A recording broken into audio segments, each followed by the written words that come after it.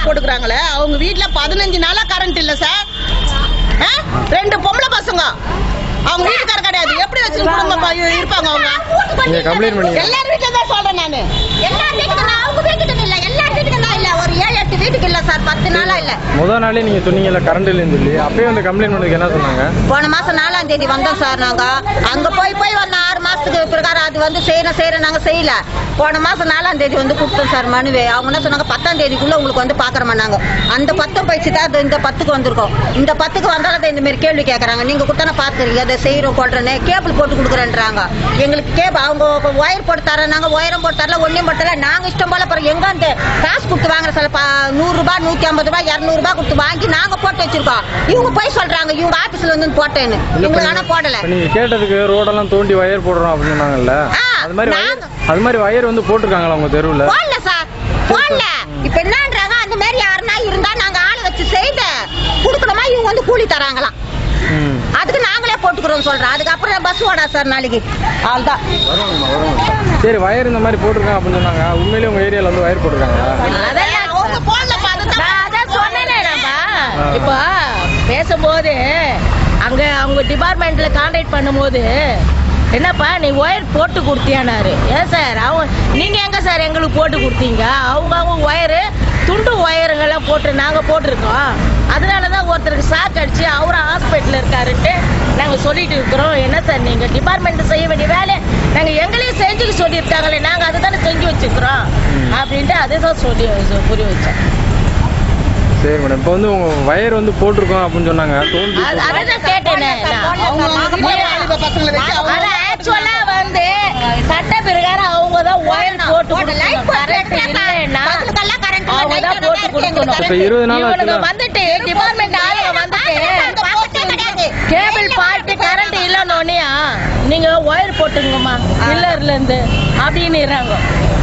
அப்ப என்ன பண்ண முடியும்? அந்த நேரத்துக்கு நம்ம கரண்ட்டுக்காக சட்ட பிரகாரம் நாங்க ஒயர் போட்டு கூடாது, டிபார்ட்மெண்ட் தான் போட்டு கொடுக்கணும். இப்ப நாங்க தான் துண்டு ஒயருங்களை போட்டு ஜாயின் பண்ணி அந்த நேரத்துக்கு. எத்தனை மக்கள் உங்க தெருவுல பாதிக்கப்பட்டிருக்கீங்க? ஒரு 30 வீடு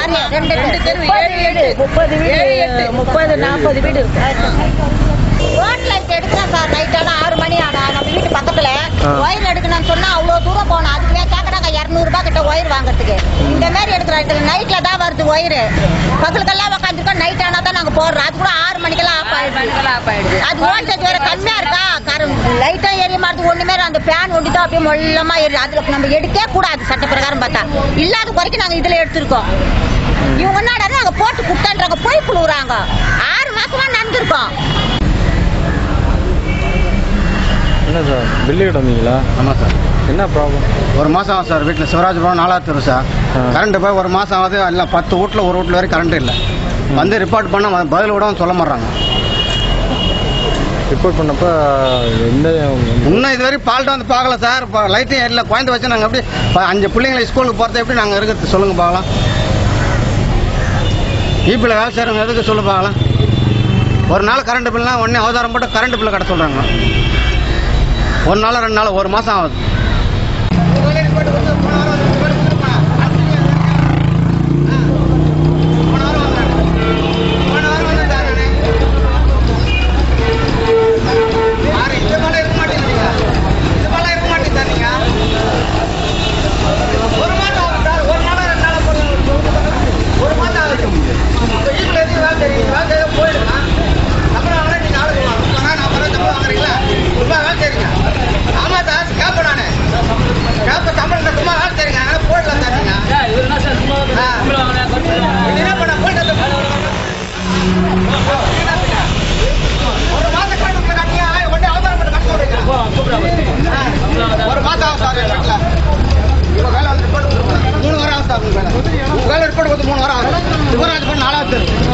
ஆமா, வீட்டு நம்பர் 11 குத்தல.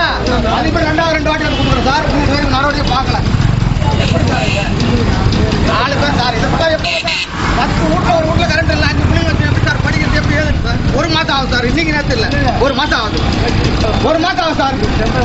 இல்ல சார், நான் செருப்பலாடி சார். நீங்க அப்பெல்லாம் சொன்னீங்க 5 பிள்ளைங்க எப்படி சார் படிக்கிறது? 10 வீட்டுல ஒரு வீட்டுல கரண்ட் இல்லை எப்படி சார் இருக்கு? ஹலோ சும்மா தான் சார் இருக்கிறான்.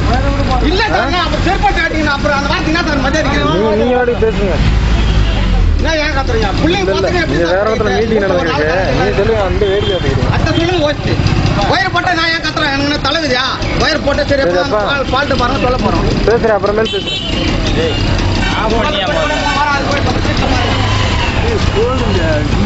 போட்டு நான் திருப்பி அப்படியே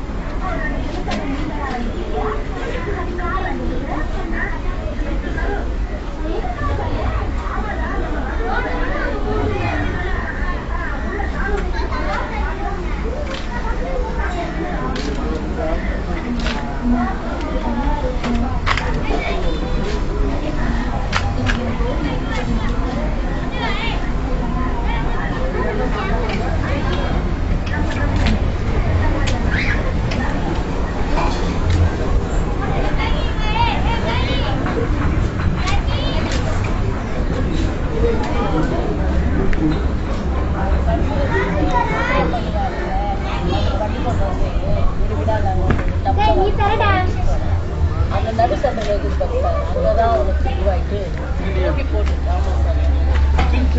கீழே விழுந்துட்டாரு. நான் இல்லை அப்போ நான் இல்லை சார். நான் அது விவரம் கூட சொன்னேன் சார். ஃபோன் பண்ணி சொல்றேன். நான் வீக்கே சொல்றேன்.